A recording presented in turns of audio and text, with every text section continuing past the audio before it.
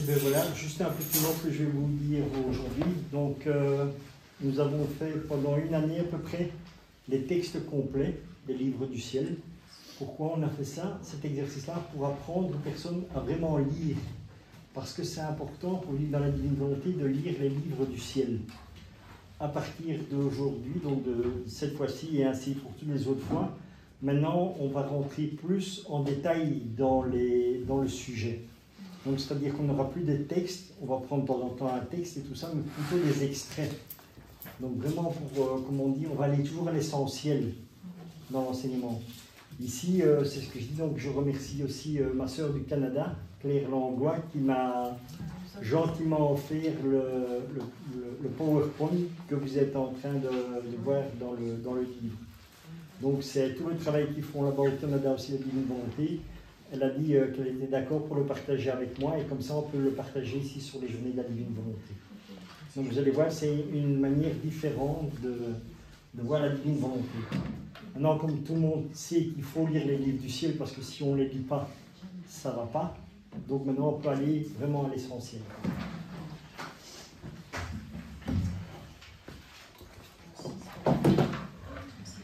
Alors ici, les passages d'évangile qui ont été choisis aussi, c'est bien sûr en rapport avec le don de la divine volonté et on verra au fur et à mesure des extraits qui vont être lus. Et pour bien montrer aussi, à un moment donné, vous allez voir aussi qu'on va toucher le psaume 40 pour bien vous faire comprendre aussi que la divine volonté, ce n'est pas nouveau. Ça a toujours été depuis le commencement.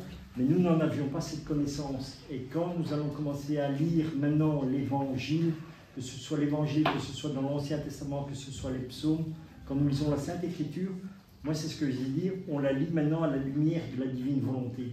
C'est une compréhension complètement différente de ce que nous avions parce qu'elle est vraiment centrée sur l'essentiel. Et c'est ce que je dis dans la divine volonté. Pour vivre dans la divine volonté, arrêtons de réfléchir et de penser humainement, mais pensons divinement. Demandons vraiment au Seigneur d'avoir ses pensées à lui, parce que Jésus nous dit « Mes pensées ne sont pas les vôtres, mes chemins ne sont pas les vôtres ». Mais dans la divine volonté, quand nous entrons dans la divine volonté, nous pouvons les faire nôtres. Et c'est ce que je dis, moi, le matin, en général, c'est ce que je fais. Je dis « Seigneur, j'entre en toi, je prends tes pensées, je les fais miennes ». Et toute ma journée, elle est complètement différente, parce que j'ai les pensées de Jésus et les chemins de Jésus. Et ça me donne une compréhension, on va dire, divine et pas humaine. Donc voilà ce que ça... Comment est-ce qu'on va voir maintenant un peu avec les passages d'Évangile que le Père va nous partager. Bonjour, excusez-moi. Pas de souci.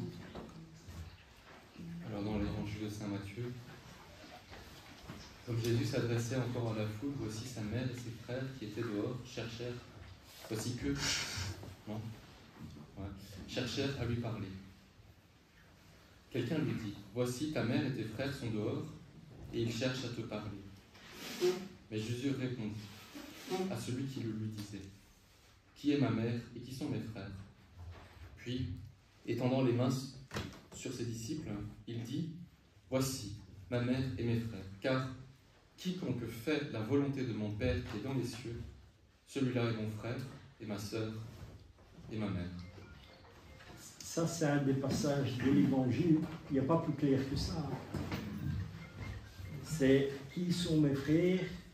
C'est ceux qui font la volonté de mon Père. Et on en est loin, je veux dire. Au départ on faisait simplement comme ça. Mais maintenant, on se rend compte avec la divine volonté que c'est ça en fait que Jésus demande. Donc, et en fait, c'est ce qu'on ne connaissait pas. De la même manière que dans les commandements, moi j'ai eu souvent cette réflexion parce que Jésus dit « Je vais vous donner un commandement nouveau.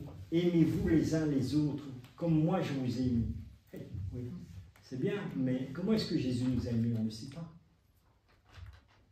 Donc on ne s'est pas aimé comme Jésus au départ. Mais ici, dans la divine volonté, Jésus nous dit justement, voilà comment vous aimez parfaitement. Aimez avec mon amour, avec l'amour que moi j'ai mis en vous. Et là, vous aimerez parfaitement comme moi. Donc, en fait, c'est toute une question, c'est tout un changement intérieur. c'est une manière différente de parler, de comprendre les choses et d'exprimer les choses.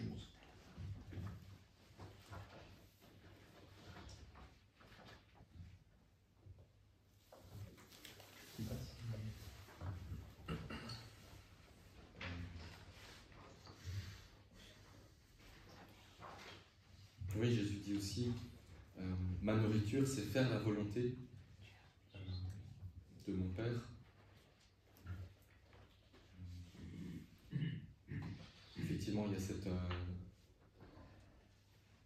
le besoin, en fait, de se décentrer, de s'abandonner, pour se remettre en Dieu, et que ce soit Dieu qui conduise, qui dirige, qui choisisse en nous.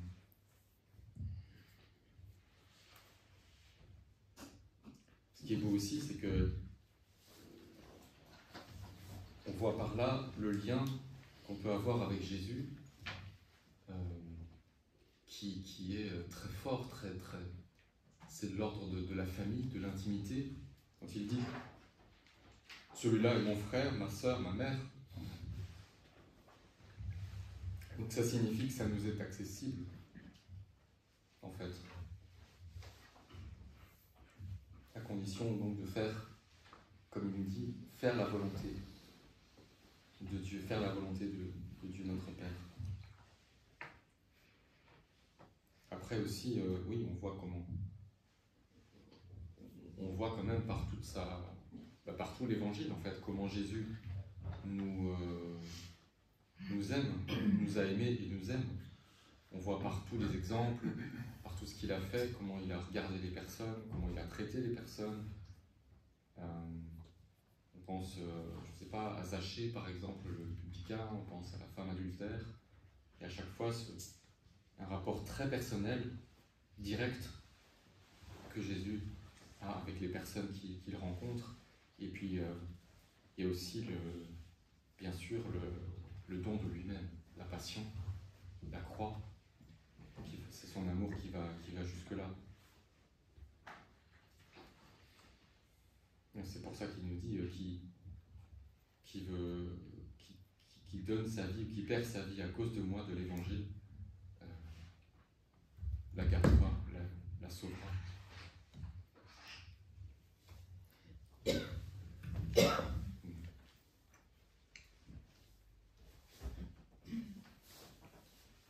C'est dans l'évangile de Jean. Car je suis descendu du ciel pour faire non ma volonté, mais la volonté de celui qui m'a envoyé. Or, la volonté de celui qui m'a envoyé, c'est que je ne perde rien de tout ce qu'il m'a donné, mais que je le ressuscite au dernier jour. La volonté de mon Père, c'est que quiconque voit le Fils et croit en lui ait la vie éternelle, et je le ressusciterai au dernier jour.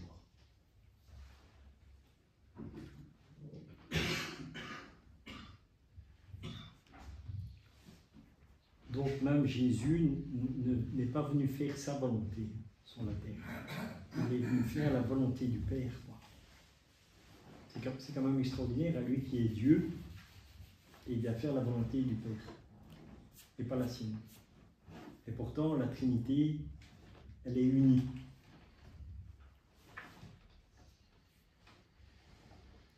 Oui, il faut peut-être préciser un tout petit peu que... alors ça, ce sont des développements dans la théologie, où l'on voit que, en fait, au final,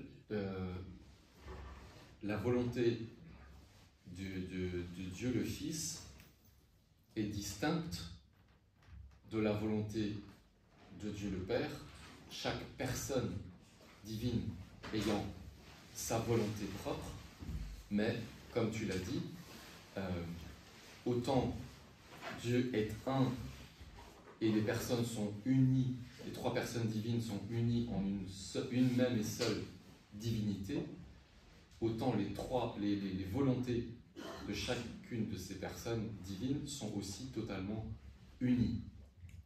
Et donc, si elles sont distinctes, elles sont aussi unies. Et du coup, jamais, en fait, les volontés ne vont s'opposer. Elles sont vraiment unies. Il y a une volonté une volonté unie, commune. Enfin, il y a chaque volonté propre, mais qui sont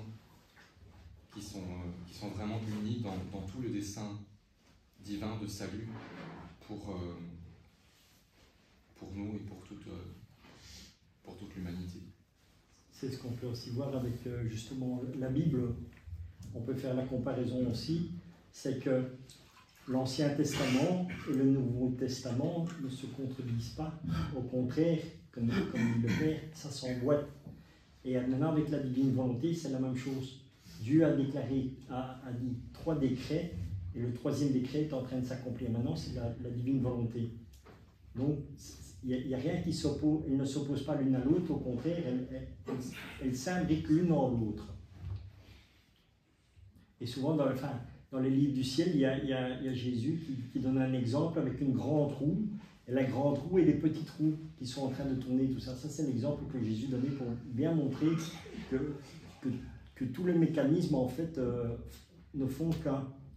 Et comme dit le Père Grégory, c'est un bon exemple comme la Trinité. Ça va? Alors en Saint Matthieu, entrez par la porte étroite, car large est la porte, spacieux est le chemin qui mène à la perdition. Et il y en a beaucoup qui entrent par là. Mais étroite est la porte, resserrez le chemin qui mène à la vie. Et il y en a peu qui les trouvent.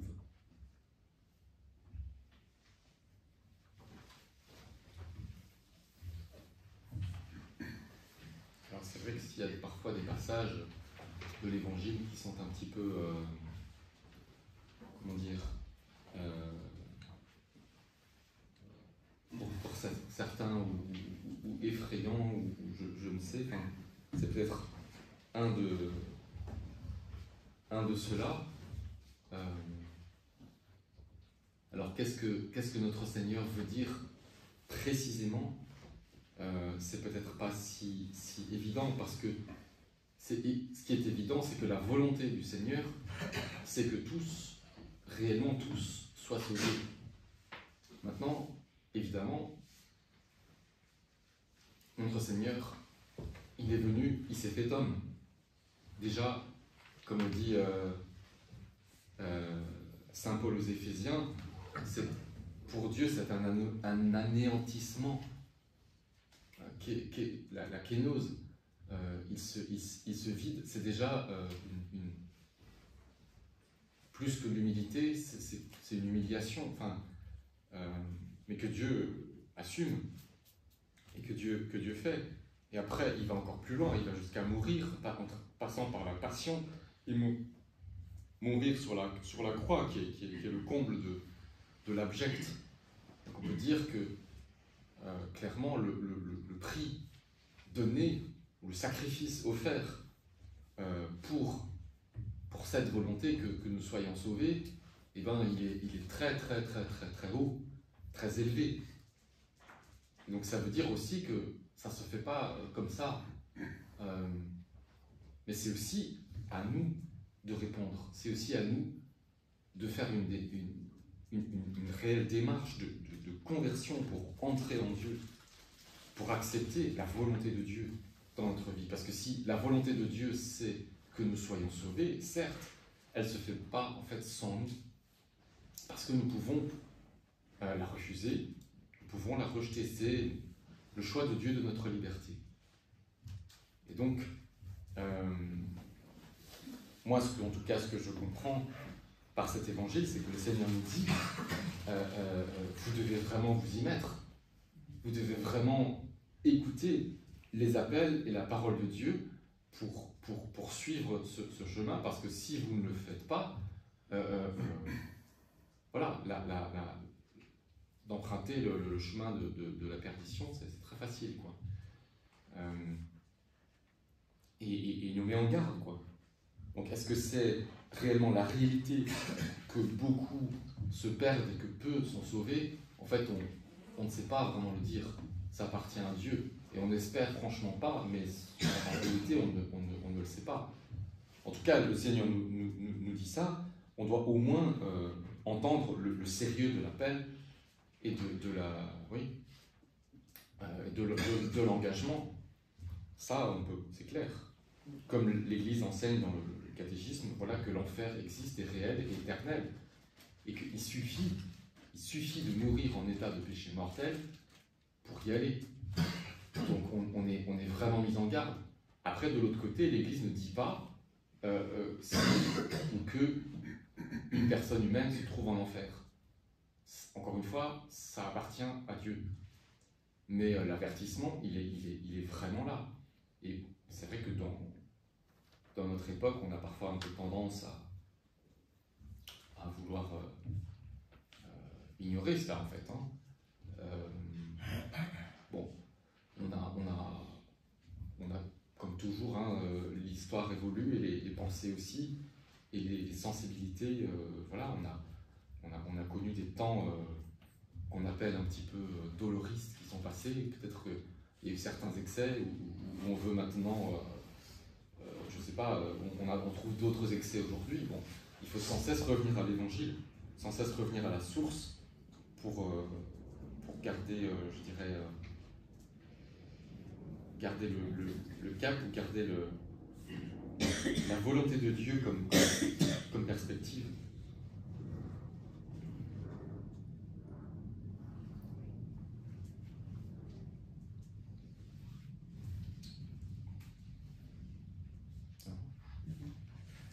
Alors encore Saint Matthieu. Ceux qui me disent « Seigneur, Seigneur » n'entreront pas tous dans le royaume des cieux, mais ceux-là seuls qui font la volonté de mon Père qui est dans les cieux. Plusieurs me diront en ce jour-là « Seigneur, Seigneur, n'avons-nous pas prophétisé par ton nom? N'avons-nous pas chassé des démons par ton nom? N'avons-nous pas fait beaucoup de miracles par ton nom ?» Notre traduction, c'est « en ton nom ». Alors je leur dirai ouvertement « Je ne vous ai jamais connus, retirez-vous de moi, vous qui commettez l'iniquité. »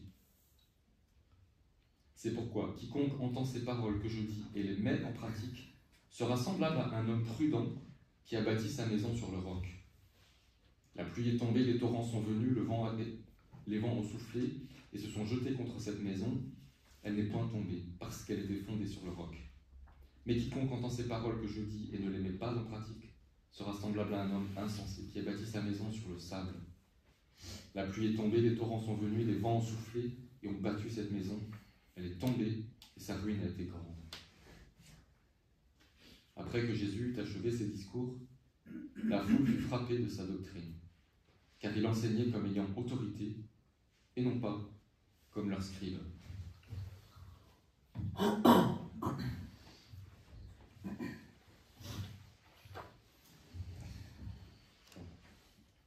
Encore une autre manière de le dire qu'à notre Seigneur, avec ce passage qui paraît-il le préféré des géologues, où on a cette comparaison très, très parlante, comme Jésus fait souvent, avec des images très concrètes pour nous expliquer les réalités spirituelles. Voilà, bâtir une maison sur une fondation solide ou sur une fondation fragile, et bien, à première vue, ça ne change pas grand-chose. On a aussi bien la maison, on a tout. Là où on voit la différence, c'est quand la tempête passe. Oui. L'iniquité. L'iniquité, le mal, les injustices. les injustices, oui. Comment? Je devais dire aussi la même chose. Oui. On parle du juge inique. C'est quelqu'un qui ne se soucie pas de... Quelqu'un d'inique, c'est ça, quelqu'un qui ne se soucie pas du bien, de la justice, du droit. Ouais. Une question. Vous dites comparaison avec bâtir une maison solide ou fragile, la différence est quoi? Je n'ai pas su noter. C'est sur la fondation. Oui. La maison, a priori, est à peu près la même, Oui. et c'est vraiment la fondation. Oui, Et la différence, elle se voit quand vient la tempête. Je note. D'accord. Quand il y a la tempête, elle s'effondre, c'est qu'il n'y a pas de fondation. C'est les vents qui soufflent, qui battent la maison, Voilà, c'est là que celle qui était bâtie sur le roc, elle tient, parce que sa fondation est solide. Celle qui était bâtie sur le sable, elle s'effondre. Et le roc, en fait, le roc, c'est quoi? Le roc, c'est Jésus aussi.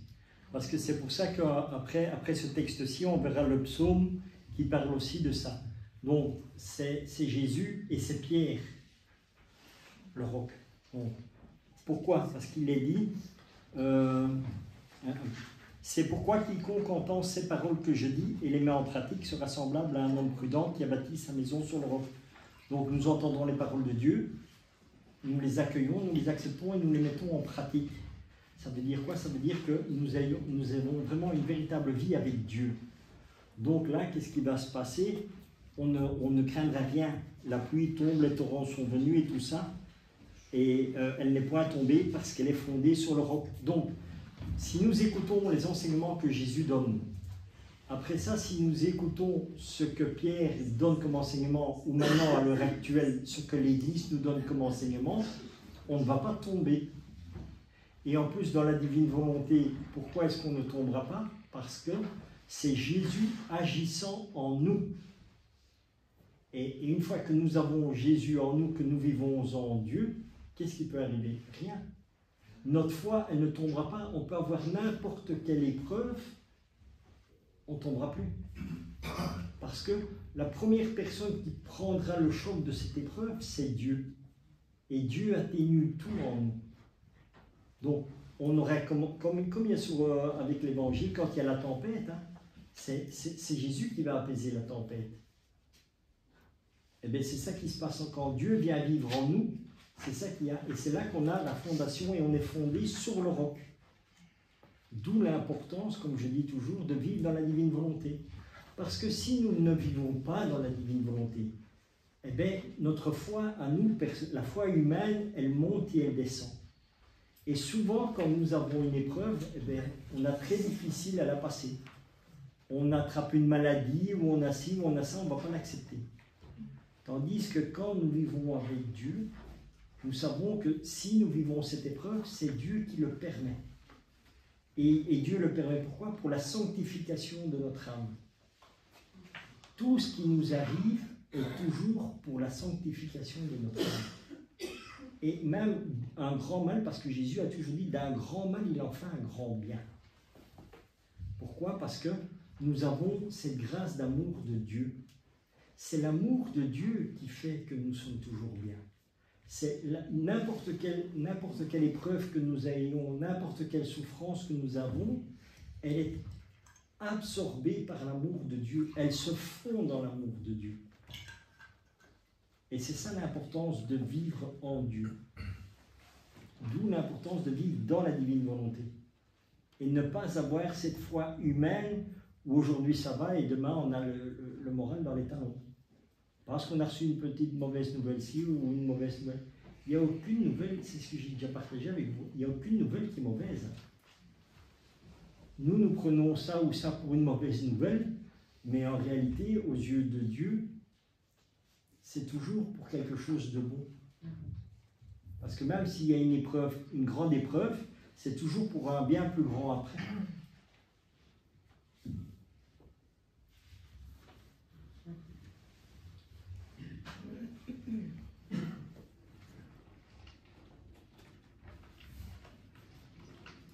Donc là, on a le psaume 40, qui est attribué au roi David.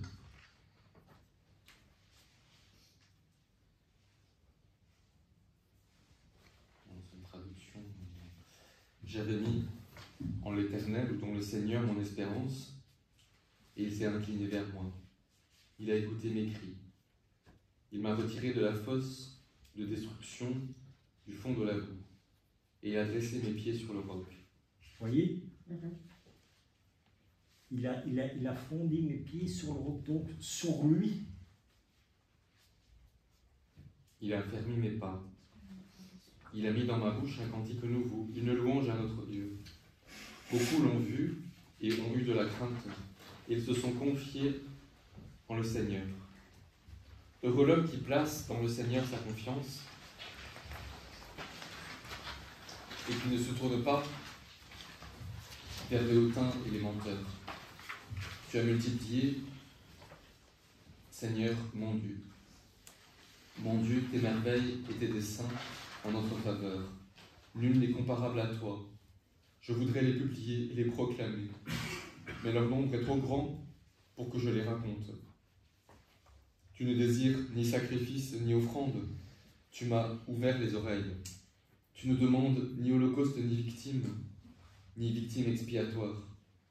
Alors j'ai dit, voici je viens avec le rouleau du livre écrit pour moi.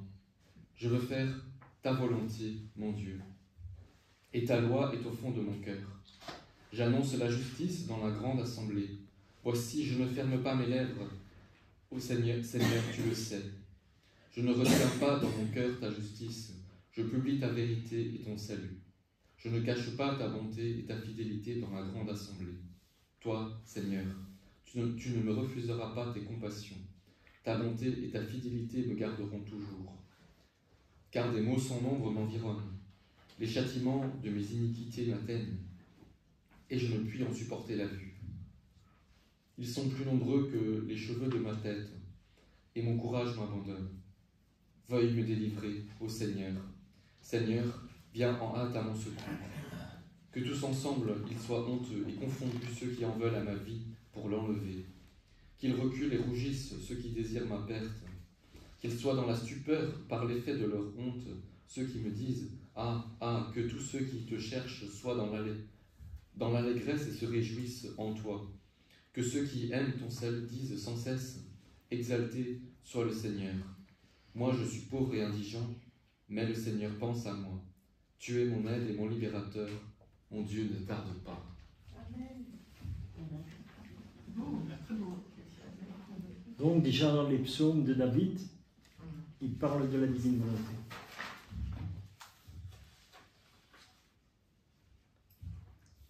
Et ce qui nous dit aussi ici, j'avais mis mon espérance et il s'est incliné vers moi.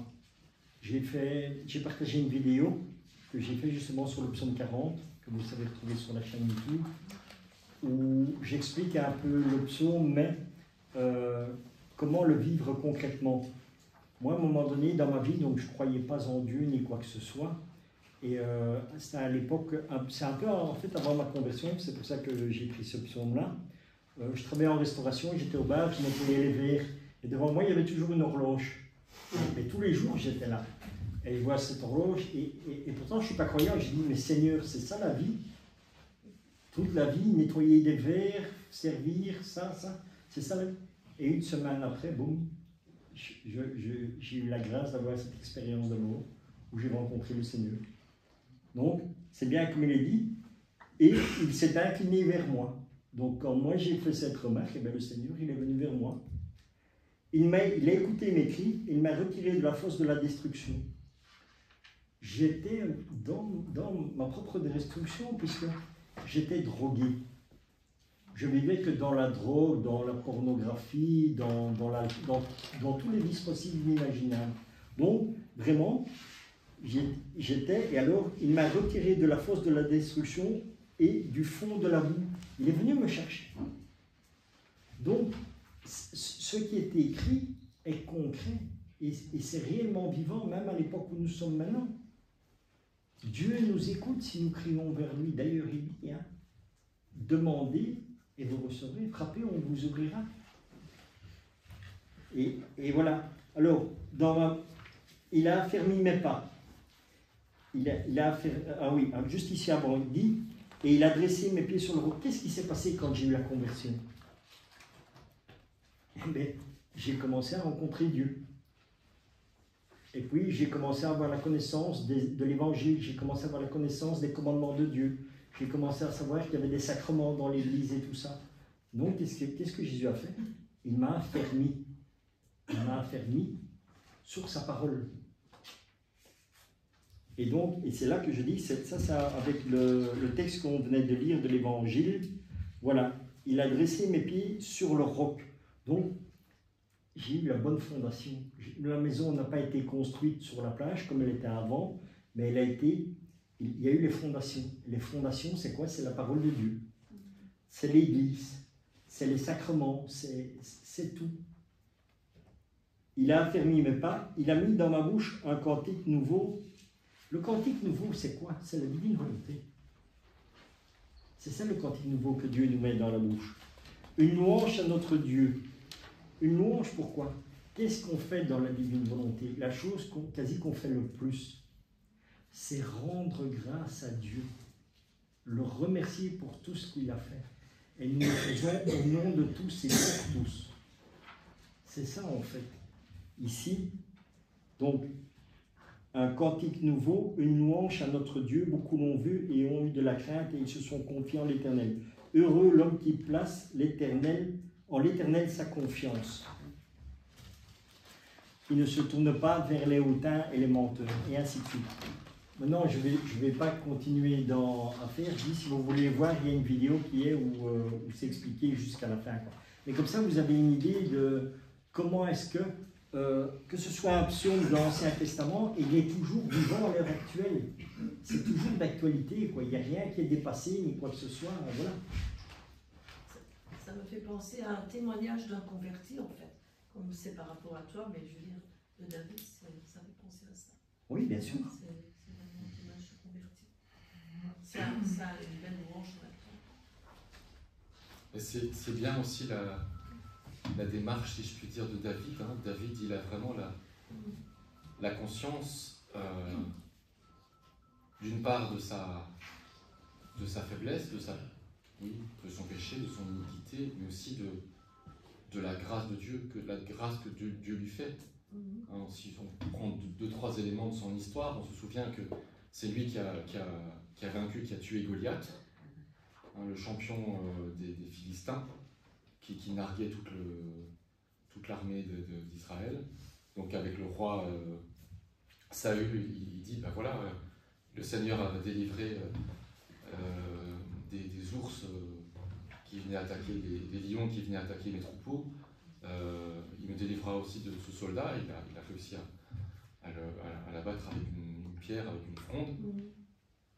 Et puis, c'est aussi lui qui, étant roi, ayant vu une belle femme, une femme qui prenait son bain, il s'est arrangé pour que son mari meure, en donnant des ordres explicitement pour qu'il se fasse tuer pendant un combat. Et ensuite, il a pris la femme, après avoir essayé de manigancer pour que le soldat vienne la voir, parce qu'en fait, lui avait été avec elle, et puis elle avait un enfant, et bon, bref. Donc, il y a vraiment plusieurs graves péchés là qu'il a commis. L'adultère, le meurtre, bon. Et donc tout ça fait partie de son... Et puis après, il y a Nathan qui vient lui donner cette si belle parabole de la brebis de l'autre, oui. Le riche qui reçoit des convives, et pour honorer ses convives, il va prendre... lui, il a les troupeaux, il a tout ce qu'il faut, et à côté de lui, un pauvre qui a juste une petite brebis, et pour honorer ses convives, il va prendre la brebis du pauvre, il la tue, et il l'offre à ses convives.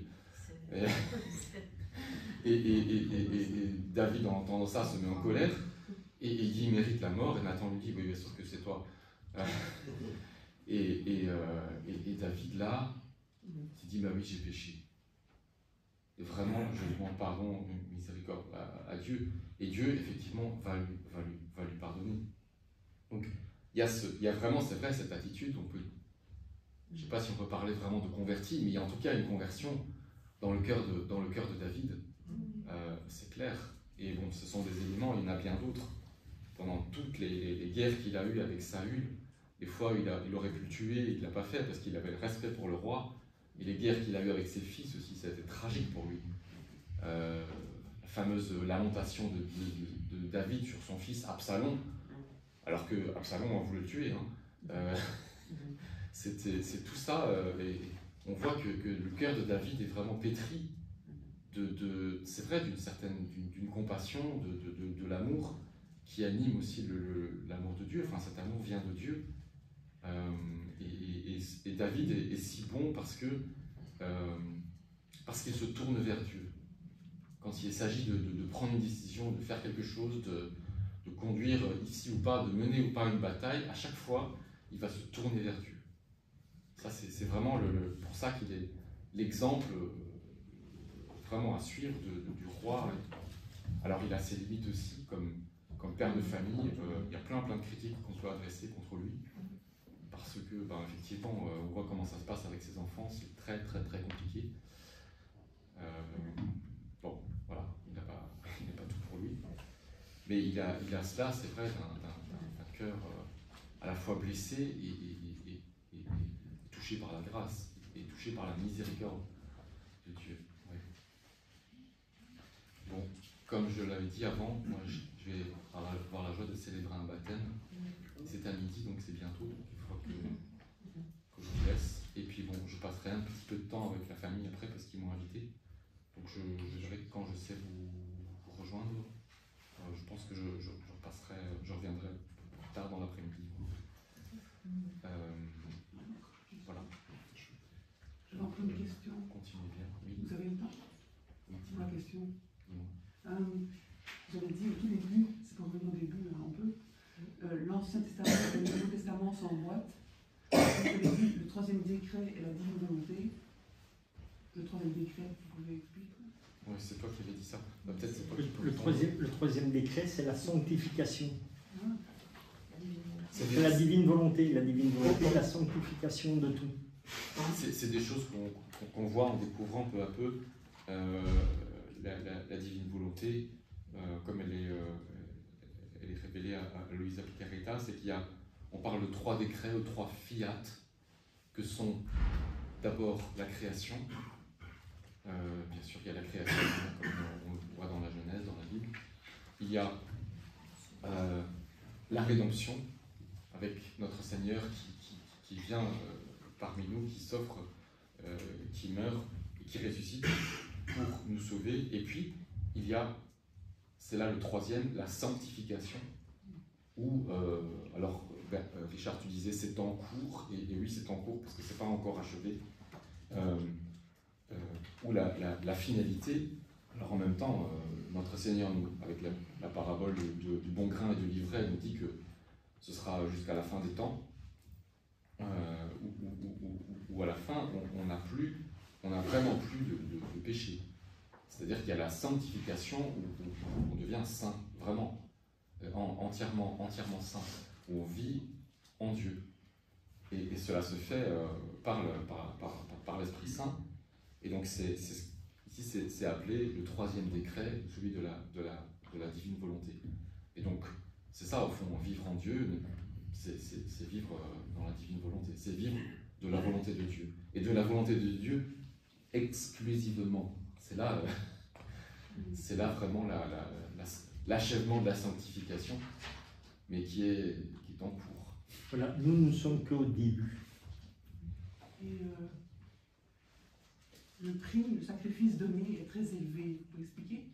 C'est Dieu qui donne sa vie. C'est Jésus qui s'offre sur la croix. Je pensais que ça venait de notre part. Ah non, c'est la part de Dieu.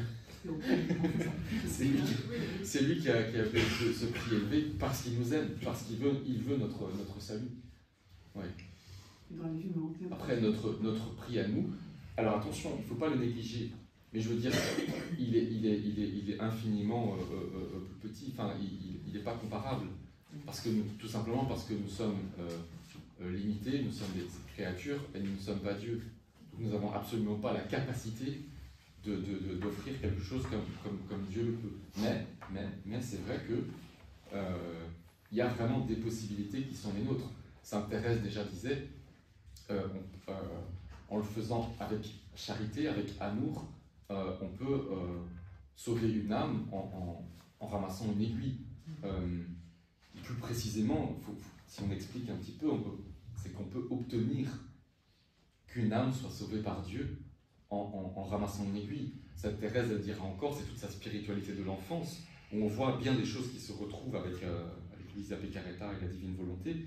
Si elle dit, Sainte Thérèse, ben voilà, moi je vois la sainteté qui est d'arriver en haut, on peut dire, d'un grand escalier.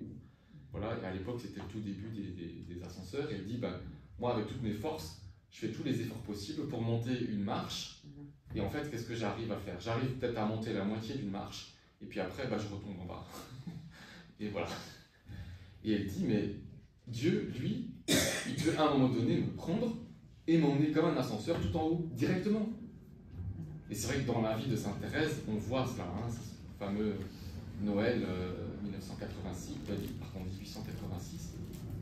où bon, elle dira Dieu a fait à moi en un instant, ce que moi-même en 10 ans, avec tous mes efforts, je n'ai pas réussi. Mais où c'est finalement, pourquoi est-ce qu'il peut y avoir une grande importance, un grand poids, une grande valeur à ce que nous faisons? Bah, c'est parce que nous le faisons en Dieu. C'est parce que nous faisons, la grâce de Dieu, l'amour de Dieu peut agir. D'où l'abandon de soi pour laisser l'action de Dieu, donc l'abandon de sa volonté pour laisser la volonté de Dieu agir. Parce que si Dieu agit, la portée, évidemment, est infiniment plus grande que si c'est nous. C'est bien. Merci. Baptême.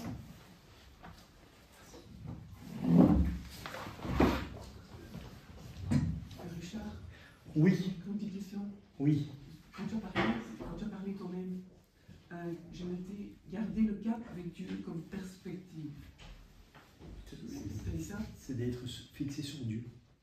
Pourquoi le mot perspective? Que tu es sur la perspective de Dieu et pas sur la tienne. Ah, c'est ça. C'est à peu près comme dans l'évangile. Quand tu vois l'évangile, Jésus il arrive, donc les disciples sont dans la barque, et Jésus il vient, il marche sur les eaux. Et Pierre dit, si c'est toi, demande-moi de venir. Et Jésus il dit à Pierre, viens. Et Pierre il sort de la barque et il marche sur l'eau. Parce qu'il est fixé sur Dieu.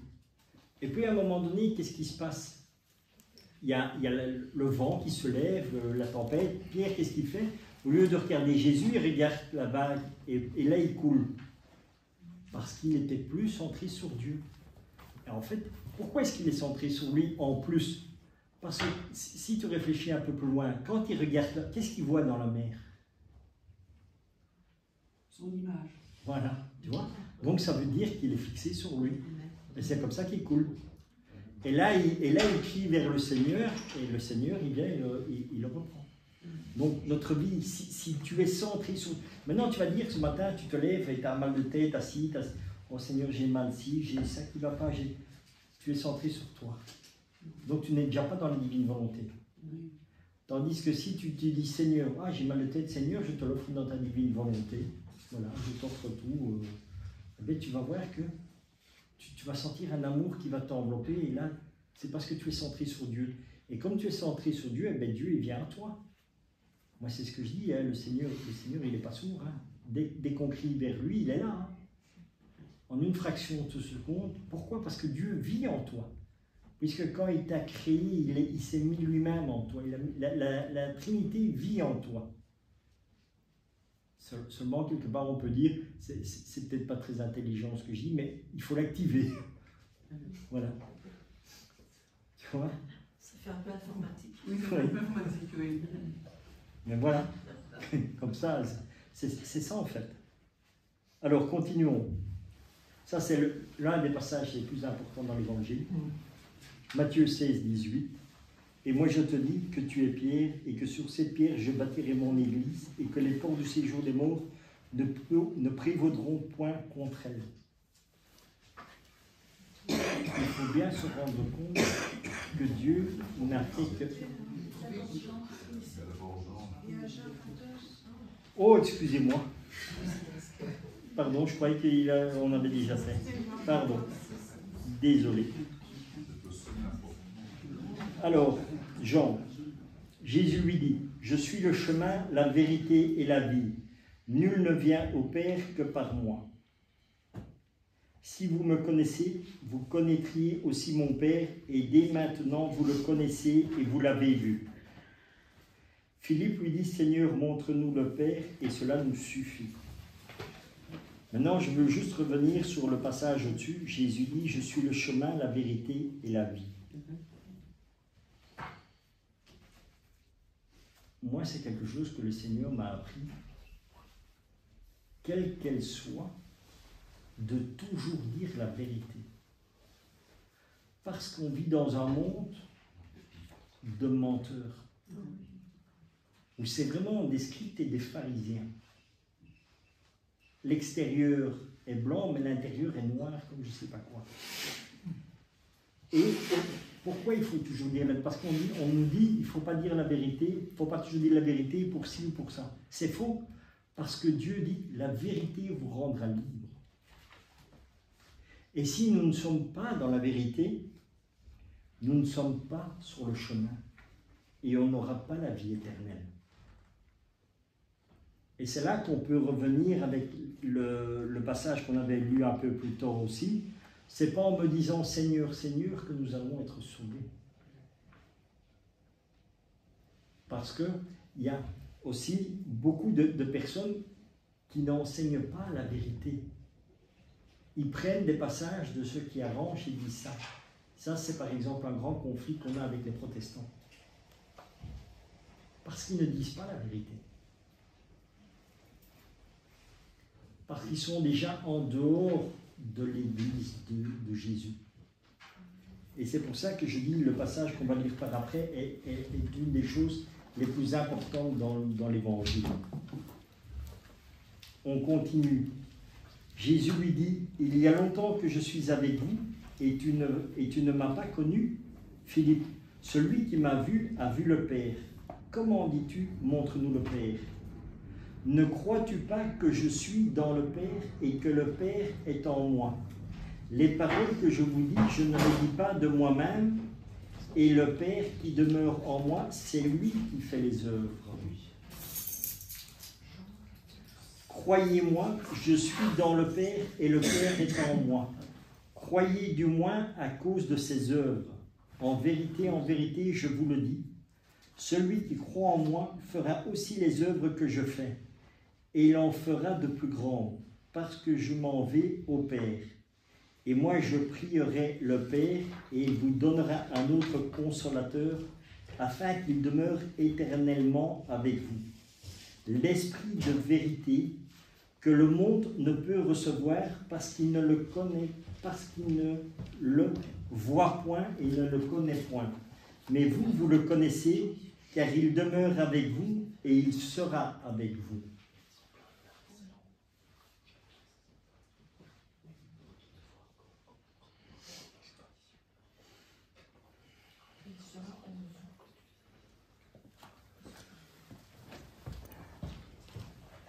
Ici aussi, c'est un passage dans lequel c'est bien expliqué la divine volonté.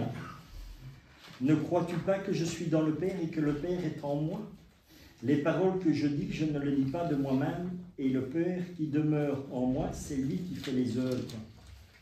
Quand nous parlons de la divine volonté, et que les gens disent « Ah, mais je ne suis pas d'accord avec ça », c'est pas avec moi que vous n'êtes pas d'accord. C'est avec ce que Jésus enseigne que vous n'êtes pas d'accord. C'est ça le grand souci. Parce qu'il y a beaucoup de gens qui croient que quand on dit des choses comme ça, la divine volonté, que ça vient de nous. Mais non, ce que moi je vous partage, c'est ce qui est écrit dans les livres du ciel en fait. Et les livres du ciel, c'est l'enseignement que Jésus donne à Louisa. Mais l'enseignement qu'il donne à Louisa, il est valable pour chacun d'entre nous. Et il dit ici, en vérité, je vous le dis, celui qui croit en moi fera aussi les œuvres que je fais, et il en fera de plus grands, parce que je m'en vais au Père. Quand nous vivons dans la divine volonté, c'est ça que nous faisons des œuvres plus grandes. Parce qu'encore une fois, ce n'est pas nous qui faisons ces œuvres. Mais comme nous donnons notre volonté et nous disons, Seigneur, tu peux venir vivre en moi, donne-moi ta divine volonté, c'est Jésus agissant dans notre humanité que les œuvres seront grandes. Parce que l'œuvre, elle est toujours faite par Dieu. La seule chose qu'on a toujours, et ça c'est déjà depuis, même quand Jésus est là et qu'il disait toujours, il dit, quand il guérissait une personne, qu'est-ce qu'il dit? Il dit, ta foi t'a sauvé. Et quand tu lis les livres du ciel, Jésus te dit, je suis la foi. Donc tu vois, Jésus te dit clairement en fait que c'est lui qui t'a guéri, mais il est toujours dans l'humilité. Et il dit, c'est ta foi qui t'a guéri. Mais en réalité, c'est Dieu qui guérit. Tu vois? Et ici, on fera des choses encore plus grandes que lui. Pourquoi? Parce que c'est Jésus agissant dans notre humanité. Qu'est-ce que Dieu fait dans notre humanité? En fait, il nous recrée. Il nous recrée divinement. Nous sommes nés, nous sommes humains et tout ça. Tout ce qui est divin, nous l'avons étouffé de par notre vie, de par notre comportement et tout ça. Et la divine volonté, Jésus dit, non, tu as été créé divinement, je veux que tu retrouves cet état-là. D'ailleurs, on le verra un peu plus loin quand nous allons rentrer dans les livres du ciel et tout ça, les choses primordiales de la divine volonté. Et alors il termine, l'esprit de vérité que le monde ne peut recevoir parce qu'il ne le voit point et ne le connaît point. Mais vous, vous le connaissez car il demeure avec vous et il sera en vous. Nous, en tant que chrétiens, nous avons la parole de Dieu, donc nous connaissons. Nous savons ce que Dieu veut en réalité. Et dans les livres du ciel, le Seigneur nous l'apprend encore. Et il dit, vous le connaissez car il demeure avec vous et il sera en vous. C'est la divine volonté. Encore une fois, c'est toujours la divine volonté agissant en nous. C'est pour ça que c'est en rouge. Oui. D'accord, j'ai compris maintenant. Parce que j'entourais. C'est vraiment pour un peu attirer l'attention des personnes sur les points, comment dire, Oui. que c'est vraiment de la divine volonté, tu vois, que la divine volonté n'a rien de nouveau, parce qu'il y en a qui disent, oui, c'est une spiritualité qui arrive de je sais pas où, on sait pas quoi, ou c'est une nouvelle secte qui arrive, voilà quoi. Continuons. Maintenant, on en vient donc à Matthieu, excusez-moi, où j'étais, voilà. Matthieu 16, 18. Et moi je te dis, tu es Pierre, et que sur cette pierre je bâtirai mon église, et que les portes du séjour des morts ne prévaudront point contre elle. Pourquoi les portes de l'enfer ne prévaudront pas contre l'église? Parce qu'elle est sainte. Elle est la tête du Christ. Non. Pas seulement ça. Il y a d'autres choses. Parce qu'en fait, elle est divine. Ah, voilà. Mais Jésus, il est divin. Ah oui. Mais il a vaincu la mort. Mais voilà. Et c'est pour ça que l'enfer, cette église sera toujours, elle restera là jusqu'à la fin. Tout le reste va disparaître parce qu'elle ne fera qu'une, telle que Dieu l'a voulu. Maintenant, il y a toutes les divisions, il y a tout ça. Elle est purifiée. Et voilà. Et donc, tu vois, on est passé il n'y a pas longtemps la semaine de l'unité des chrétiens où chacun a pris. Voilà. Mais qu'est-ce qui va unir toute la création? La divine volonté, tout simplement. Tu vois? Parce que les gens vont entendre le mot divine volonté. Qu'est-ce que c'est divine volonté? C'est Jésus qui toque à la porte. Et Jésus va rentrer. Il va rentrer dans le cœur de chaque personne. Et les gens vont être bouleversés parce qu'ils vont dire qu'est-ce qui se passe? Et c'est ça qui va faire l'unité en fait. C'est Dieu qui va tout ramener à nous. Alors, continuons. Jean 15, 1, 27. Je suis le vrai cep et mon Père est le vigneron. Tout sarment qui est en moi et qui ne porte pas de fruits, il le retranche. Et tout sarment qui porte de fruits, il les monte afin qu'il porte encore plus de fruits. Ça veut dire quoi? Ça veut dire que au plus nous apprenons à connaître Dieu, au plus nous apprenons à connaître la Sainte Écriture, l'Évangile et tout ça, au plus le Seigneur nous travaille. Il travaille quoi? Notre cœur. Pour que nous n'ayons plus ce cœur de pierre, mais que nous pouvons avoir un cœur de chair et de sang comme le sien. Et il dit, tout sarment qui est en moi et qui ne porte pas de fruits, il le retranche. Donc, tout ce qui ne veut pas de Dieu, qui n'accepte pas ce que Dieu dit, qui n'accepte pas les commandements de Dieu et tout ça, bon, c'est rejeté. Donc, il faut quand même un peu se rendre compte qu'il y a quand même beaucoup de gens qui rejettent Dieu. Parce que quand tu sors de l'église, moi, quelque part, je trouve ça triste quand j'entends des gens qui disent, moi, je vais quitter l'église catholique. Alors que tu as tout, c'est la seule qui est divine, c'est la seule qui va t'amener au ciel. Hein. Mais c'est la seule surtout qu'il faut attaquer. Voilà, exactement. Tu vois? Déjà, vous êtes purs à cause de la parole que je vous ai annoncée. Demeurez en moi et je demeure en vous. On est en plein dans la divine volonté, là.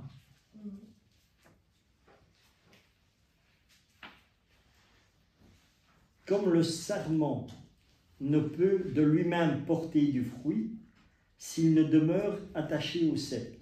Ainsi, vous ne le pouvez non plus si vous ne demeurez pas en moi. Donc, si nous ne faisons pas exactement ce que Dieu a dit, ce que Dieu a établi, eh bien, on ne demeure pas en Dieu. Et nous ne sommes plus dans la vérité. Et c'est ça qui a de graves conséquences. Et ça, les gens ne réalisent pas parce qu'ils lisent l'Évangile, mais ils lisent l'Évangile comme ça. Ils ne pensent pas à avoir une méditation sur l'Évangile. Alors que la parole de Dieu a besoin d'avoir une connaissance et une lumière. Et c'est ce que je dis, en lisant les livres du ciel, la divine volonté, ça nous éclaire sur l'Évangile. On commence à s'enraciner vraiment en Dieu. Donc, vraiment, on prend conscience que nous devons être attachés à la vigne. Et la vigne, c'est qui? C'est Dieu. Donc, vivons attachés avec Dieu. Si on se détache de Dieu, si on ne le veut pas, nous allons à la ruine. Et nous risquons la damnation éternelle. Je suis le cep, vous êtes les sarments. Celui qui demeure en moi, en qui je demeure, porte beaucoup de fruits, car sans moi, vous ne pouvez rien faire.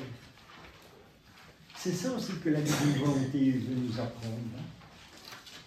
Ça nous fait prendre conscience de notre petitesse, de notre néant, que sans Dieu, en fait, nous sommes rien. Et on ne se rend pas... Le matin, on se lève, et on se dit, je me lève, je vais aller travailler, je vais faire ça, je vais faire... On croit que c'est naturel. C'est faux, hein? Si le matin vous vous levez, c'est grâce à Dieu. Hein. C'est parce que Dieu veut que vous vous levez. Hein. C'est parce que Dieu veut que vous respirez. Hein. Parce que demain, Dieu dit, je t'enlève l'air, boum, c'est fini pour toi. Si tu ouvres tes yeux, c'est grâce à Dieu. Si tu peux parler, c'est grâce à Dieu. Tout est grâce, en fait. Mais nous, on trouve ça naturel. Et c'est pour ça que l'importance d'avoir une véritable connaissance de Dieu et de se rendre compte que tout nous est dit. Ce que Dieu a par nature, nous le recevons par grâce. Dieu est la divine volonté. Il est la divine volonté de par sa nature. Et ici, il nous fait cadeau de la divine volonté. Pourquoi? Par grâce. Et par grâce, nous pouvons vivre dans le même état que Dieu. Parce que c'est Dieu lui-même vivant en nous. C'est ça qui est extraordinaire. Et c'est ça qu'on doit se rendre compte, en fait. Si quelqu'un ne demeure pas en moi, il est jeté dehors comme le sarment. Et il sèche, puis on ramasse les sarments, on les jette au feu et ils brûlent. Si vous demeurez en moi, et que mes paroles demeurent en vous, demandez ce que vous voulez, cela vous sera accordé. Donc, on peut se dire aussi, Seigneur, on demande ça dans la vie, et pourquoi ça ne se réalise pas? Parce que, en fait, il n'y a qu'une chose qu'on va demander. La seule chose qu'on va demander, c'est que la volonté de Dieu se fasse. C'est tout. Et c'est simplement ça. Il y a des gens qui prient pour la paix. Il y a la guerre au Proche-Orient, ils prient pour la paix.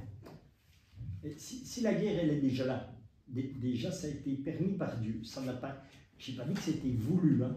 Il faut bien faire la différence entre ce qui est voulu par Dieu et ce qui est permis par Dieu. Et donc, si Dieu trouve qu'à un moment donné, il est nécessaire de laisser la guerre se poursuivre, vous pourrez prier comme vous voulez, non? Par contre, ce qui est intelligent de dire, voilà, Seigneur, tu connais la situation qui se passe par exemple en Israël maintenant, eh bien que ta volonté à toi se fasse, Seigneur. Et voilà. Et après, c'est la volonté de Dieu qui agit, c'est pas la nôtre. Pourquoi est-ce que le Seigneur y permet ça? Déjà, déjà, il y a une chose qu'il faut un peu aller voir, si on regarde un peu l'actualité. Comment ça a commencé, ces cris? Ils sont rentrés, le Hamas est rentré en Israël, et ils ont commencé à tuer des jeunes. D'accord? Mais est-ce que vous avez regardé qu'est-ce qui se passait en réalité? Parce que Saint Paul nous dit bien, hein, ce ne sont pas contre des personnes que nous luttons, hein, mais contre des esprits et des principautés. On est d'accord? Oui. Et si vous regardez les jeunes qui étaient là-bas, à cette rare partie, qu'est-ce qu'ils étaient? Il y avait tous des statues où ils faisaient comme des veaux d'or, comme le veau d'or du temps de Moïse. Mais ça, les gens n'ont pas remarqué. Parce qu'il y avait une tente au-dessus, là, d'un Voilà. mais j'ai pas vu les statues. Et tu avais des grandes statues qui étaient là, et les gens, ils étaient en train de... Exactement comme quand Moïse descend. Tu vois? Des statues de quoi? Des statues de Bouddha et des dieux c'est un peu dans le truc. Voilà, tu vois? Et c'est ça qui était à ce festival-là. Et comme par hasard, c'est en attaquant par là que ça a commencé. C'est maintenant, ça? C'est le 7 octobre. Mais non, c'est quand ça a commencé. Quand le Hamas est rentré en Israël. Tu veux dire des veaux d'or, par exemple, des idolâtries? Voilà, c'est toutes les idolâtries qui se passaient. Tu vois? Et c'est ça. Et c'est pour ça que je dis, nous ne savons pas ce qui s'est passé à ce moment-là, ni quoi que ce soit. Donc, pourquoi est-ce que Dieu le permet? On ne le sait pas non plus. Mais quand nous voulons prier, eh bien, prions que la volonté de Dieu se fasse et pas la nôtre. Voilà. Si Dieu permet qu'il y a ça, c'est qu'il y a une bonne raison. Donc les gens qui sont obstinés à prier pour la paix, ils se faussent un petit peu en soi. Parce qu'ils s'en remettent qu'à leur volonté. Même voilà, exactement. Ouais, c'est ça. Et c'est pour ça. Parce qu'il y a quand même une question qu'il faut se poser. Hein. La Vierge Marie nous dit « Ah, je vous salue Marie, fait trembler tout l'enfer et peut amener la paix. » Ah, je vous salue Marie. Et combien il y en a qui sont dit dans le monde? Bien. Il faut se poser la question, mais pourquoi c'est fait? Eh bien oui, pourquoi c'est fait? Parce qu'on ne demande jamais ce que la volonté de Dieu se fasse. Et c'est ça la prière la plus importante. C'est dans n'importe quelle situation, quelqu'un qui est malade ne demande pas à Dieu de le guérir. Dis Seigneur, que ta volonté se fasse sur ce malade. Voilà. Parce que si Dieu le permet, c'est qu'il y a une raison. Nous ne la connaissons pas, mais Dieu sait très bien pourquoi. Il est dit dans les livres du ciel, « Je viens auprès de vous par amour et dans la paix. Et si vous ne voulez pas de moi, vous allez venir dans les larmes et la souffrance. » Mais quoi qu'il se passe, c'est toujours pour se tourner vers Dieu. C'est malheureux, pendant que j'étais en train de faire quelque chose, j'entends un reportage sur la musique disco dans les années 70. Ouais, années 70. Tu vois, donc j'avais la télé qui était allumée et ça passait comme ça. Et j'entendais les gens, ils disaient « Ah, il arrive des grands malheurs et tout ça, parce que c'était la guerre au Vietnam qui finissait et tout. Eh bien nous, on voulait faire qu'une chose, c'est faire la fête, faire la fête. » C'est bien. Et qui a pensé à se tourner vers Dieu? Personne. Ah, quand ça va mal, on pense à faire la fête. Ah, tu penses à faire la fête, mais tu ne penses pas à demander l'aide de Dieu. C'est ça qui est malheureux. Tu vois? À Dieu, on le met de côté, parce que c'est quelque chose qu'on ne veut rien savoir. Alors que lui qui peut tout, bon. Et c'est pas moi qui dis que Dieu peut, c'est Dieu lui-même qui le dit. Hein. Quand ses apôtres ils viennent et ils disent Seigneur, comment on arrive au paradis? Jésus il fait quoi? Il leur dit à vous? Personne? Personne? Mais à Dieu rien n'est impossible. Mais nous on ne veut pas. On a mis Dieu dehors de tout, on met Dieu dehors des écoles, on met Dieu dehors de tout. On se demande pourquoi ça va mal dans les écoles. Ben, on a enlevé tous les crucifix qui se trouvaient dans les écoles. Même les cours de religion dans certaines écoles. En France, ils ont décapité des profs. En France, ils ont décapité des professeurs et tout ça. Ben oui, il y en a un qui a... Un terroriste qui a... Mais combien il n'y en a pas qui ont été tués encore? En France, ben, il y en a plusieurs. Il y en a encore un autre où ils ont mis sa tête même sur des pics. C'est récent. Tu vois? Oui, ça c'est récent. C'est récent. Non, c'est pas récent non plus. Mais bon, tu vois. Donc, mais on met Dieu dehors de tout. Donc comment tu vas avoir une protection? Moi, je me rappelle, hein, quand j'étais jeune et que tu rentrais en classe, Ouais, oui. il y avait des crucifix dans chaque classe. Non, c'est. Tu vois? Dans chaque pièce. Maintenant, Non, c'est interdit. dehors, oh, dans les palais de justice et tout ça partout, il y avait des crucifix aussi. Dehors, Les hôpitaux aussi. la même chose. Après, on se dit, mais ça va mal pour tout. J'ai même des endroits, mais je dirais pas où, on doit rentrer, on ne peut pas porter de croix, on doit l'enlever, je dirais pas où. Tu vois? Ouais, Donc, carrément, mais je dirais pas où. Après, on s'étonne que les choses ne vont pas bien. Ben oui, Ouais. il faut savoir ce qu'on veut. Hein.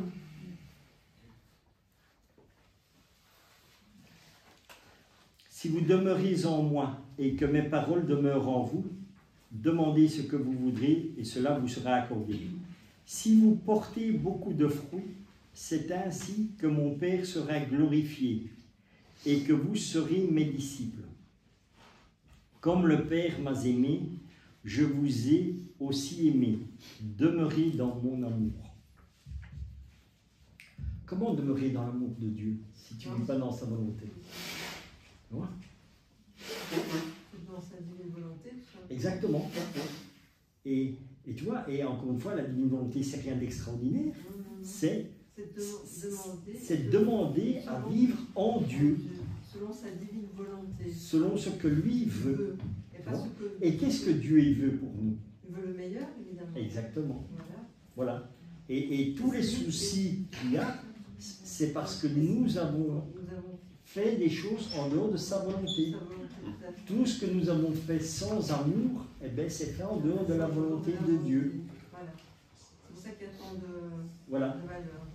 Voilà. Et d'où l'importance de vivre dans la divine volonté. Et encore une fois, ça n'a rien d'extraordinaire, ce n'est pas des choses qu'il faut faire où tu dois avoir fait Sciences Po plus pour arriver. Non, non. C'est, tu dis, voilà Seigneur, je te donne ma volonté parce que tu vois bien que moi j'arrive à rien, que je fais que des bêtises. Eh bien, je te donne, voilà ce que je suis. Donc, pas grand-chose, mais en échange, viens vivre en moi. Et guide-moi voilà. Selon ta volonté. Voilà, dans ton amour et ta paix, parce que la première chose que Dieu veut, c'est nous donner son amour et sa paix. Et Dieu vient... Combien de fois Jésus, quand il allait quelque part et qu'il disait « La paix soit avec vous ». Quand il rentrait dans une... Il nous le dit en plus, quand vous rentrez dans une maison, dites paix à cette maison et à ses habitants. Si la paix est dans cette maison, elle ira reposer sur la personne.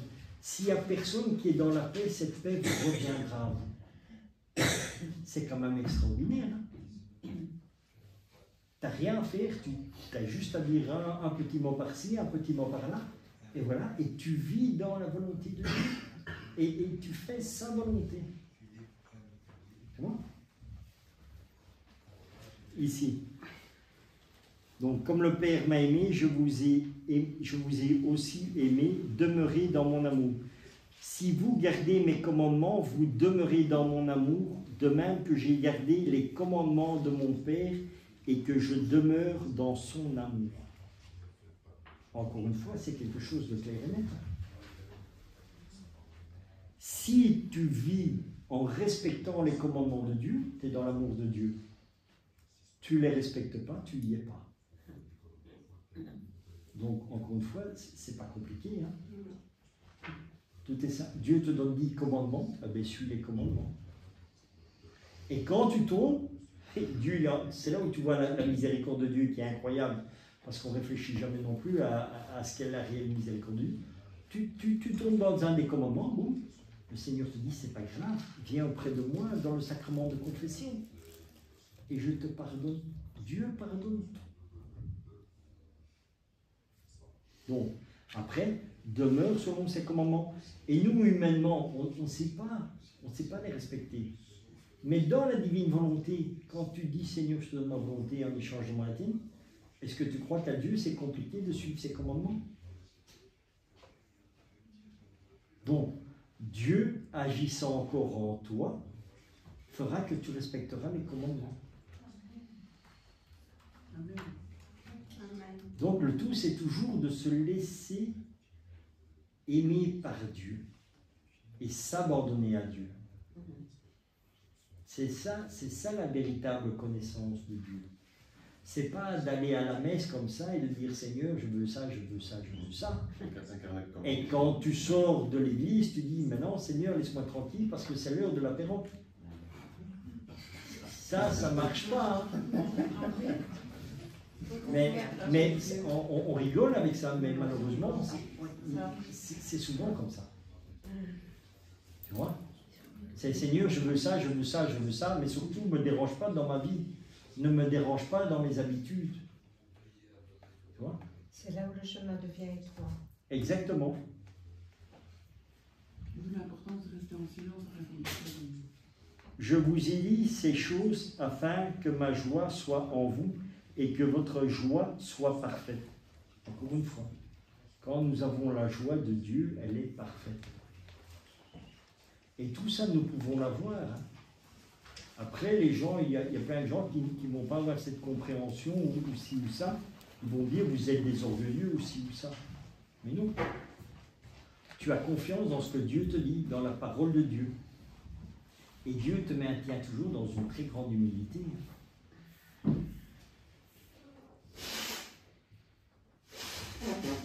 Continuons. C'est ici mon commandement. Aimez-vous les uns les autres comme je vous ai aimé. Il n'y a pas de plus grand amour que de donner sa vie pour ses amis. Vous êtes mes amis si vous faites ce que je vous commande. Je ne vous appelle plus serviteur parce que le serviteur ne sait pas ce que fait son maître. Mais je vous ai appelé ami parce que je vous ai fait connaître tout ce que j'ai appris de mon Père.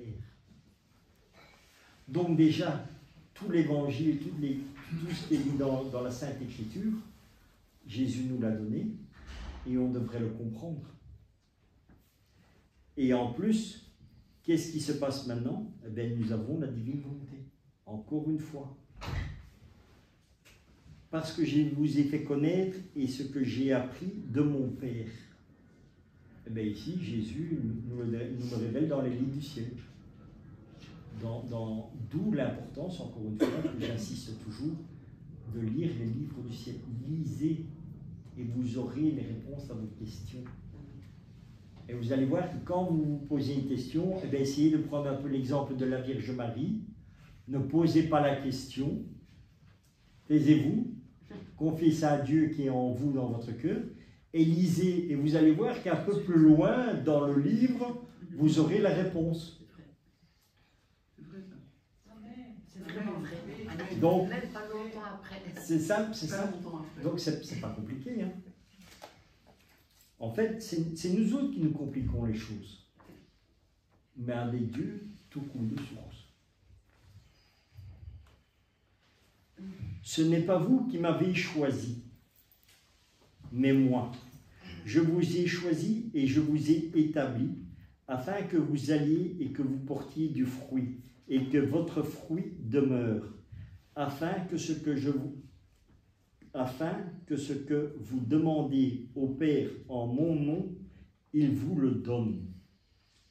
Ce que je vous commande, c'est de vous aimer les uns les autres. Vous vous rendez compte sur le peu de passages de l'Évangile ici, combien de fois Jésus le dit? Ce que je vous demande, c'est de vous aimer les uns les autres. Jésus, il parle que de ça. Si tu dois définir Dieu en un mot, c'est amour. Il y a un petit problème, c'est que si on veut aimer que son prochain ne veut pas nous aimer, parce que c'est ce qui se passe maintenant, hein. On veut donner d'amour, mais alors, les autres ne veulent pas d'amour. Mais c'est pas grave. C'est pas grave. D'accord. En fait, c'est ça aussi qu'il faut comprendre. La divine volonté, c'est quoi? C'est pas de convaincre quelqu'un, c'est pas de forcer. Non. C'est tu es là et toi tu vis dans l'amour de Dieu. Donc qu'est-ce qui va se passer? Est-ce que tu crois que tu vas savoir contenir l'amour de Dieu? Dieu, Jésus lui-même, dans son humanité, ne savait pas contenir l'amour de Dieu. Il le dit. C'est tellement énorme qu'il ne sait pas. Donc, qu'est-ce qui se passe quand toi, tu vis dans l'amour de Dieu? Eh bien, tu fais comme Saint-Pierre. Saint-Pierre, il passait et son ombre guérissait les malades. Pourquoi? Tu crois que c'est son ombre qui guérit? Bien sûr que non. C'est l'amour qui est en Pierre et qui se répand autour de lui. Et l'amour qu'il a, ce n'est pas le sien, c'est de Dieu. Donc c'est cet amour de Dieu qui guérit la personne qu'il croise. Donc tu dis, les gens ne veulent pas de vous, mais ça tu ne sais pas. Reste là et tais-toi. Encore une fois, c'est quasi toujours dans le silence que tout se passe. Hein. Ne fût-ce que toi tu vis dans la divine volonté, tu lis les livres, tu vas à l'église et tout ça, et tu dis Seigneur, dans tous les actes de ta journée, tu invites Dieu. Et l'amour de Dieu grandit en toi. Eh bien,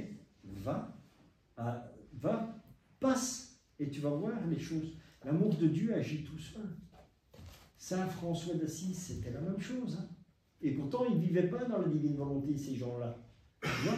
Et Saint François d'Assise, il dit à ses frères, venez, nous allons évangéliser.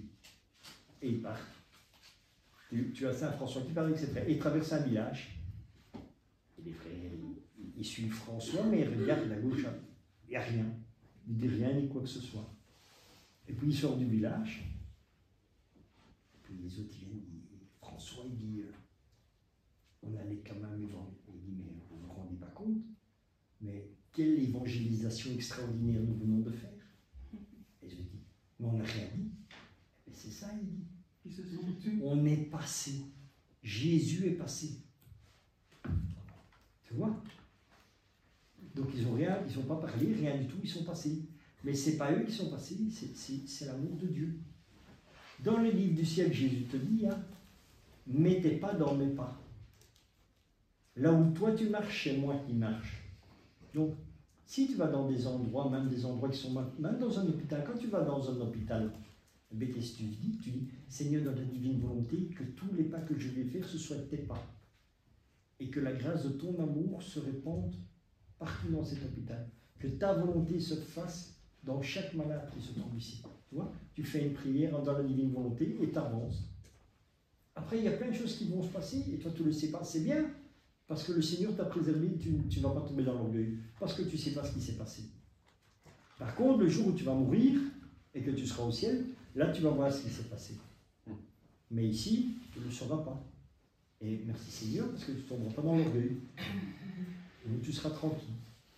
C'est ça qui est extraordinaire. Le ciel, c'était un autre monde. Si le monde vous hait, sachez qu'il m'a haï avant vous. C'est vrai, hein? C'est la seule personne qui n'a rien fait et on l'a tué. C'est affolant quand même. Jésus n'a rien fait, il a partagé que l'amour de Dieu. Il n'était pas compris. Hein, voilà. Si vous étiez du monde, le monde aimerait ce qui est à lui. Mais parce que vous n'êtes pas du monde et que je vous ai choisi du milieu du monde, à cause de cela, le monde vous haït. Et c'est vrai, on n'est pas du monde, hein, puisque Dieu nous a créés. Nous venons tous de Dieu, hein, et le but est que nous retournions tous à Dieu. Souvenez-vous de la parole que je vous ai dite. Le serviteur n'est pas plus grand que son maître. S'ils m'ont persécuté, ils vous persécuteront aussi. S'ils ont gardé ma parole, ils garderont aussi la vôtre. Mais ils vous feront toutes ces choses à cause de mon nom, parce qu'ils ne connaissent pas celui qui m'a envoyé. Si je n'étais pas venu et que je ne leur eusse point parlé, ils n'auraient pas de péché. Mais maintenant, ils n'ont aucune excuse de leur péché. Celui qui me hait est aussi mon Père. Si je n'avais pas fait parmi eux des œuvres que nul autre n'a faites, ils n'auraient pas de péché. Mais maintenant, ils les ont vus. Et ils ont haï, et moi et mon Père. Mais cela est arrivé afin que s'accomplisse la parole qui est écrite dans leur loi. Ils m'ont haï sans cause. quand sera venu le Consolateur, que je vous enverrai de la part du Père, l'Esprit de vérité qui vient du Père. Il rendra témoignage de moi, et vous aussi vous rendrez témoignage parce que vous êtes avec moi dès le commencement. Quel commencement? On est depuis, on est en Dieu, on était depuis le début, hein. De la création. Bien sûr. N'oublie pas une chose, que Dieu a tout créé en un seul acte. Donc toute l'humanité jusqu'à la dernière créature était au commencement. Puisque le temps de Dieu n'existe pas comme nous. Le temps de Dieu est un temps présent éternellement. Au ciel, il fait toujours jour.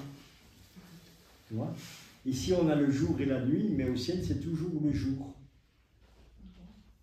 Et Jésus nous l'enseigne aussi, justement, il te l'enseigne dans les livres du ciel. Il te montre justement la journée, c'est la divine volonté. Et la nuit représente la volonté humaine. Tu vois? Alors, ça c'était le passage de l'évangile. Maintenant, nous allons aller prendre un texte dans le livre du ciel.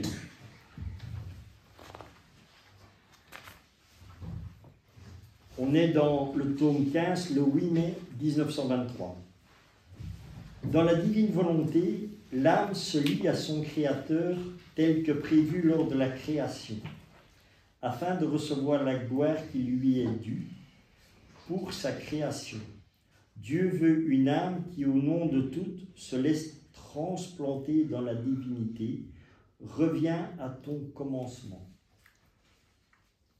J'attendais anxieusement pour recevoir de toi dans ma volonté tout ce que la création me doit, et pour te donner dans ma volonté tout ce que je dois accorder à la création. Seule ma volonté peut garder jalousement et garantir toutes les bonnes choses que je veux donner aux créatures. En dehors de ma volonté, mes bienfaits sont en danger et mal protégés. Dans ma volonté, il y a abondance. Et je veux accorder à une créature particulière ce que je veux donner à toutes. Je veux concentrer toute la création en toi, te mettre au sommet de la création de l'homme. C'est mon habitude de transiger sur une base d'un à un, c'est-à-dire avec une seule personne. Ce que je donne à cette seule personne, je veux l'accorder à toutes les autres. À travers elle, toutes les autres obtiennent mes bénédictions. Ah, ma fille, j'ai créé l'homme comme une fleur qui doit croître, devenir colorée et parfumée dans ma divinité. En se retirant de ma volonté, l'homme est devenu semblable à une fleur coupée de sa tige. C'est bizarre, hein? C'est la même chose que ce qu'on vient de lire dans l'Évangile. Avec la vigne. Voilà. Vous voyez comme c'est? Quelle est la concordance avec les livres du ciel et l'Évangile? C'est exactement pareil, à part que Jésus nous l'explique d'une façon peut-être un peu plus compréhensible. Aussi longtemps qu'elle reste sur sa tige, la fleur est belle, de couleur éclatante et très parfumée. Coupée de sa tige, elle s'étiole, perd ses couleurs, devient laide et sent mauvais. Tel a été le sort de l'homme, et c'est la cause de ma douleur. Parce que je voulais tellement que cette fleur croisse dans ma divinité, pour que je me réjouisse en elle. Maintenant, par le moyen de mon omnipotence, je vais faire en sorte que cette fleur coupée croisse à nouveau, en la transplantant dans le sein de ma divinité. Mais je veux une âme disposée à y vivre. Cette âme consentante sera la semence, le reste sera réalisé par ma volonté. Alors je me réjouis de nouveau de la création. Je divertirai avec cette fleur mystique et je retrouverai ce que j'attendais de la création.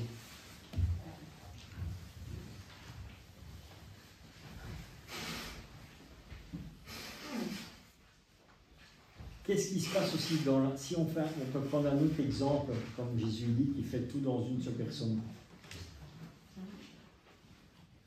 Quand Jésus est crucifié à la croix, il y a la Vierge Marie et il y a Saint Jean. Et Jésus dit quoi?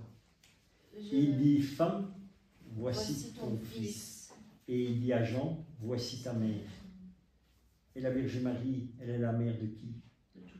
De toute l'humanité. Depuis la première créature jusqu'à la dernière.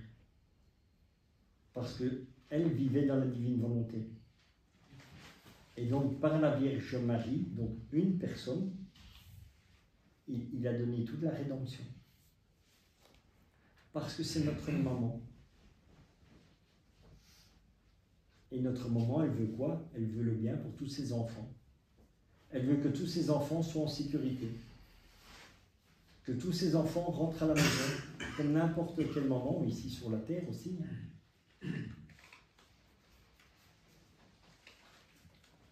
Donc voilà, ça c'était vraiment pour montrer entre l'évangile et les livres du ciel que la concordance, elle est là, quoi.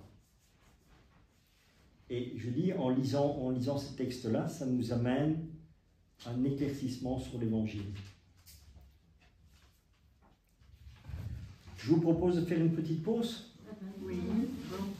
C'est l'heure du midi. On reprend à 1h30, ça vous convient? D'accord.